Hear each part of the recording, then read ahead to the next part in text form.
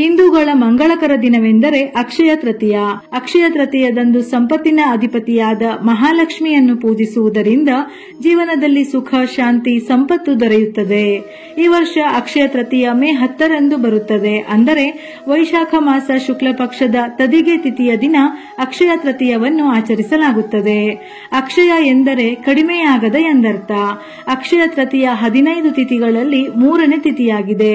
ಗುರು ಸಂಖ್ಯೆ 3. ಗುರು ಲೋಹದಲ್ಲಿ ಚಿನ್ನವನ್ನು ಪ್ರತಿನಿಧಿಸುತ್ತಾನೆ. ಹಾಗಾಗಿ ಗುರುವಿಗೆ ತೃತೀಯ ಎಂಬ ಹೆಸರು ಇದೆ. ಅದಕ್ಕಾಗಿಯೇ ಅಕ್ಷಯ ತೃತೀಯ ದಿನದಂದು ಚಿನ್ನವನ್ನು ಖರೀದಿಸುವುದು ಉತ್ತಮ. ನಮ್ಮ ಧರ್ಮದಲ್ಲಿ ಅಕ್ಷಯ ತೃತೀಯ ಶುಭ ಮುಹೂರ್ತಗಳಲ್ಲಿ ಒಂದೆಂದು ಹೇಳುತ್ತಾರೆ. ಈ ದಿನ ಮದುವೆ, ಮುಂಜಿ, ಉಪನಯನ, ಗೃಹ ಪ್ರವೇಶ, ಭೂಮಿ ಖರೀದಿ, ಕಚೇರಿ ಉದ್ಘಾಟನೆ ಅಥವಾ ಇತರ ಯಾವುದೇ ಶುಭ ಕಾರ್ಯಗಳನ್ನು ಮಾಡಿದರೂ ಅಕ್ಷಯ ಫಲವನ್ನು ಅಂದರೆ ಅನೇಕ ಪಟ್ಟು ಅದ್ಭುತ ಫಲಿತಾಂಶವನ್ನು ನೀಡುತ್ತದೆ. ಇದಲ್ಲದೆ ಈ ದಿನ ಮಹಾಲಕ್ಷ್ಮಿಗೆ ಸಂಬಂಧಿಸಿದ ಚಿನ್ನ ಮತ್ತು ಬೆಳ್ಳಿ ಇತರ ವಸ್ತುಗಳನ್ನು ಖರೀದಿಸುವುದು ಮಂಗಳಕರವೆಂದು ಹೇಳುತ್ತಾರೆ. ಈ ದಿನ ಲಕ್ಷ್ಮೀ ದೇವಿಯ ಜೊತೆಗೆ ಗಣಪತಿ ಮತ್ತು ಕುಬೇರನನ್ನು ಪೂಜಿಸುವುದರಿಂದ ಉತ್ತಮ ಫಲಿತಾಂಶ ಸಿಗುತ್ತದೆ. ಅಕ್ಷಯ ತೃತೀಯ ತಿಥಿ ಸಮಯ ಮೇ 10ರಂದು ಬೆಳಿಗ್ಗೆ 4:17 ಪ್ರಾರಂಭವಾಗಿ ಮೇ 11ರಂದು ಮಧ್ಯಾಹ್ನ 2:50 ಕೊನೆಗೊಳ್ಳುತ್ತದೆ. ಈ ದಿನ ಚಿನ್ನವನ್ನು ಖರೀದಿಸುವುದರಿಂದ ಕುಟುಂಬದಲ್ಲಿ ಸಂತೋಷ, ಶಾಂತಿ, ಸಂಪತ್ತು ಹೆಚ್ಚುತ್ತದೆ ಎನ್ನುವ ನಂಬಿಕೆ. ಲಕ್ಷ್ಮೀ ದೇವಿಯನ್ನು ಮೆಚ್ಚಿಸಲು ಸಂಪತ್ತಿನ ದೇವತೆಗೆ ಕಮಲ ಅಥವಾ ಗುಲಾಬಿ ಹೂವುಗಳನ್ನು ಅರ್ಪಿಸಿ ಸರಿಯಾಗಿ ಪೂಜಿಸಬೇಕು. ಹೀಗೆ ಮಾಡಿದರೆ ಲಕ್ಷ್ಮೀ ದೇವಿಯು ಪ್ರಸನ್ನಳಾಗುತ್ತಾಳೆ. ಅವಳ ಆಶೀರ್ವಾದವು ಸಂತೋಷ ಮತ್ತು ಸಮೃದ್ಧಿಯನ್ನು ತರುತ್ತದೆ. ಆರ್ಥಿಕ ಸಮಸ್ಯೆಗಳಿಂದ ಮುಕ್ತಿ ಹೊಂದಲು ಅರಿಶಿನ ಕುಂಕುಮವನ್ನು ಈ ದಿನ ಲಕ್ಷ್ಮೀ ದೇವಿಗೆ ಅರ್ಪಿಸಬೇಕು. ಇದರಿಂದ ಸಂಪತ್ತು ಮತ್ತು ಸಮೃದ್ಧಿಯಿಂದ ದೇವರ ಅನುಗ್ರಹವಿರುತ್ತದೆ. ಹಣದ ಸಮಸ್ಯೆಗಳು ದೂರವಾಗುತ್ತದೆ. ಸಂಪತ್ತಿನ ಸೃಷ್ಟಿಗೆ ಅವಕಾಶ ದೊರೆಯುತ್ತದೆ. ಆರ್ಥಿಕವಾಗಿ ಬಲಶಾಲಿಯಾಗುವಿರಿ. ಈ ದಿನ ಮನೆಯ ಮುಖ್ಯ ದ್ವಾರವನ್ನು ಮಾವು ಅಥವಾ ಅಶೋಕ ಎಲೆಗಳಿಂದ ತೋರಣ ಕಟ್ಟಬೇಕು. ಇದು ಮನೆಗೆ ಅದೃಷ್ಟ ಮತ್ತು ಧನಾತ್ಮಕ ಶಕ್ತಿಯನ್ನು ತರುತ್ತದೆ. ಮನೆಯಲ್ಲಿನ ನಕಾರಾತ್ಮಕ ಶಕ್ತಿ ನಾಶವಾಗುತ್ತದೆ. ಸಂಪತ್ತು ವೃದ್ಧಿಯಾಗಲಿದೆ. ಅಕ್ಷಯ ತೃತೀಯ ದಿನದಂದು ಖರೀದಿಸಿದ ಚಿನ್ನದ ಆಭರಣಗಳು ಅಥವಾ ಚಿನ್ನದ ನಾಣ್ಯಗಳನ್ನು ಉತ್ತರ ದಿಕ್ಕಿನಲ್ಲಿ ಇಡಬೇಕು. ಮರುದಿನ ಅದನ್ನು ತೆಗೆದುಕೊಂಡು ಸುರಕ್ಷಿತವಾಗಿ ಇರಿಸಿ. ಹೀಗೆ ಮಾಡುವುದರಿಂದ ಲಕ್ಷ್ಮೀ ದೇವಿಯ ಕೃಪೆಗೆ ಪಾತ್ರರಾಗುತ್ತೀರಿ. ಧನಾತ್ಮಕ ಶಕ್ತಿಯು ಮನೆಯೊಳಗೆ ಹರಿಯುತ್ತದೆ. ಸಂಪತ್ತು ಮತ್ತು ಸಮೃದ್ಧಿಯನ್ನು ತರುತ್ತದೆ. ಅಕ್ಷಯ ತೃತೀಯ ದಿನವನ್ನು ಅತ್ಯಂತ ಮಂಗಳಕರವೆಂದು ಹೇಳುತ್ತಾರೆ. ಈ ಹಬ್ಬದ ದಿನದಂದು ಯಾವುದೇ ನಿರ್ದಿಷ್ಟ ಶುಭ ಮುಹೂರ್ತವನ್ನು ಆಚರಿಸದೆ ಯಾವುದೇ ಕಾಮಗಾರಿಗಳನ್ನು ಪ್ರಾರಂಭಿಸಬಹುದು. ಮದುವೆಗೆ ಯಾವುದೇ ಶುಭ ದಿನಾಂಕವಿಲ್ಲದಿದ್ದರೆ ನೀವು ಅಕ್ಷಯ ತೃತೀಯ ದಿನ ಮದುವೆಯಾಗಬಹುದು. ಇದರ ಪರಿಣಾಮ ನಿಮಗೆ ಲಕ್ಷ್ಮೀ ದೇವಿಯ ಅನುಗ್ರಹ ಸಿಗುತ್ತದೆ. ನಿಮ್ಮ ದಾಂಪತ್ಯ ಜೀವನವು ಸಂತೋಷದಿಂದ ಕೂಡಿರುತ್ತದೆ. ನಾವು ಅನೇಕ ಬಾರಿ ಈ ತಪ್ಪುಗಳು ತಿಳಿಯದೆ ಮಾಡುತ್ತೇವೆ.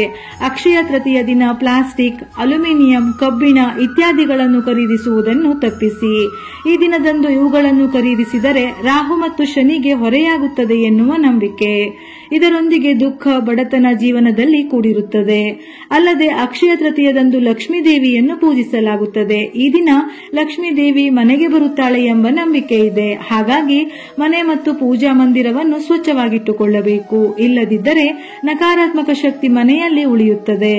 ಶಾಸ್ತ್ರಗಳ ಪ್ರಕಾರ ಈ ದಿನ ಹಣವನ್ನು ಸಾಲವಾಗಿ ನೀಡಬಾರದು. ಹೀಗೆ ಮಾಡುವುದರಿಂದ ನಿಮ್ಮ ಮನೆಯಲ್ಲಿರುವ ಲಕ್ಷ್ಮಿಯು ಹೊರ ಹೋಗಬಹುದು. ಈ ದಿನ ದಾನ ನೀಡುವುದು ಮಂಗಳಕರವೆಂದು ಹೇಳುತ್ತಾರೆ. ಅಕ್ಷಯ ತೃತೀಯ ದಿನ ಮಾಂಸ ಅಥವಾ ಮದ್ಯ ಸೇವಿಸಬೇಡಿ. ಹೀಗೆ ಮಾಡುವುದರಿಂದ ತಾಯಿ ಲಕ್ಷ್ಮಿಗೆ ಅವಮಾನಿಸಿದಂತೆ ಆಗುತ್ತದೆ.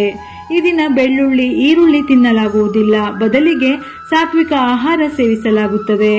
ಅಕ್ಷಯ ತೃತೀಯ ದಿನದಂದು ಮನೆಯಲ್ಲಿ ಕತ್ತಲೆ ಇರಬಾರದು ಎಂದು ಹೇಳುತ್ತಾರೆ. ಏಕೆಂದರೆ ಲಕ್ಷ್ಮೀ ದೇವಿಯು ನಿಮ್ಮ ಮನೆಗೆ ಯಾವಾಗ ಬೇಕಾದರೂ ಬರಬಹುದು. ಈ ಸಮಯದಲ್ಲಿ ಎಂದಿಗೂ ಬೆಳಕು ತುಂಬಿರಬೇಕು. ಬೆಳಕು ಅದೃಷ್ಟ ಹಾಗೂ ಶುಭ ಸೂಚನೆಯ ಸಂಕೇತ. ಅಕ್ಷಯ ತೃತೀಯದಂದು ಚಿನ್ನ ಮತ್ತು ಬೆಳ್ಳಿಯ ಆಭರಣಗಳನ್ನು ಮಾತ್ರ ಖರೀದಿಸಬೇಕೆಂದೇನೂ ಇಲ್ಲ. ನಮ್ಮ ಆರ್ಥಿಕತೆಗೆ ಅನುಗುಣವಾಗಿ ಖರೀದಿಸಬೇಕು. ಇದರ ಜೊತೆಯಲ್ಲಿ ಚಿನ್ನ, ಬೆಳ್ಳಿ ಖರೀದಿಸಬೇಕೆಂದು ಸಾಲವನ್ನು ಅಪ್ಪಿತಪ್ಪಿಯೂ ಮಾಡಬೇಡಿ. ಪ್ರತಿಯೊಬ್ಬರ ಬಳಿಯೂ ಚಿನ್ನವನ್ನು ಖರೀದಿಸಲು ಸಾಧ್ಯವಿಲ್ಲ. ಹಾಗಾಗಿ ಈ ದಿನ ಹುಣಸೆ ಹಣ್ಣು, ಬೆಲ್ಲ, ಉಪ್ಪನ್ನು ಸಹ ಖರೀದಿಸಬಹುದು. ಇಲ್ಲವಾದರೆ ಬಾರ್ಲಿಯನ್ನು ಈ ದಿನ ಖರೀದಿಸಿದರೆ, ಚಿನ್ನವನ್ನು ಖರೀದಿಸಿದರೆ ಯಾವ ಫಲ ಸಿಗುತ್ತದೆಯೋ ಅಷ್ಟೇ ಪುಣ್ಯ ಫಲ ಲಭಿಸುತ್ತದೆ. ಈ ದಿನ ವಸ್ತ್ರ, ಛತ್ರಿ, ನೀರು, ಮಜ್ಜಿಗೆ ಇತ್ಯಾದಿಗಳನ್ನು ದಾನ ಮಾಡಿ ಎಂದು ಭವಿಷ್ಯ ಪುರಾಣ ಹೇಳುತ್ತದೆ. ಇದರಿಂದ ಅಪಾರ ಸಂಪತ್ತನ್ನು ಪಡೆಯಬಹುದು. ಸಿಹಿ ತಿಂಡಿಗಳನ್ನು ದಾನ ಮಾಡುವುದರಿಂದ ಮದುವೆಯಲ್ಲಿನ ಅಡೆತಡೆಗಳು ದೂರವಾಗುತ್ತದೆ.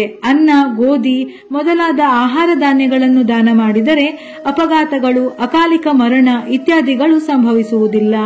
ಅಕ್ಷಯ ತೃತೀಯ ದಿನದಂದು ದಾನವನ್ನು ಅರ್ಪಿಸುವುದರಿಂದ ಭಗವಂತನಿಗೆ ನೀಡಿದ ದಾನದ ಫಲ ಸಿಗುತ್ತದೆ. ಕುಟುಂಬದಲ್ಲಿನ ಬಡತನ ದೂರವಾಗುತ್ತದೆ. ಜಾನುವಾರುಗಳಿಗೆ ಮೇವು ನೀಡಿದರೆ ಬದುಕು ಸುಭಿಕ್ಷವಾಗಿರುತ್ತದೆ.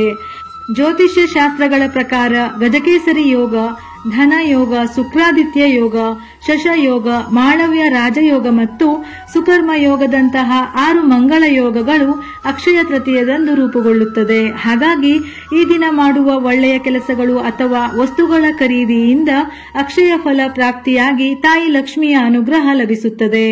ಶುಕ್ರಾದಿತ್ಯ ಯೋಗದಿಂದ ಪ್ರೀತಿ, ಸಂಬಂಧಗಳು ಮತ್ತು ವೈವಾಹಿಕ ಜೀವನ ಸುಖಮಯವಾಗಿರುತ್ತದೆ. ಶಶಯೋಗದಿಂದ ಸಮಾಜದಲ್ಲಿ ಗೌರವ ಹೆಚ್ಚುವುದು. ಮಾಳವ್ಯ ರಾಜಯೋಗವು ಶೀಘ್ರದಲ್ಲೇ ಆರ್ಥಿಕ ಲಾಭವನ್ನು ತರುತ್ತದೆ. ಹೊಸ ಆಸ್ತಿಗಳನ್ನು ಖರೀದಿಸಲು ಅವಕಾಶವಿರುತ್ತದೆ.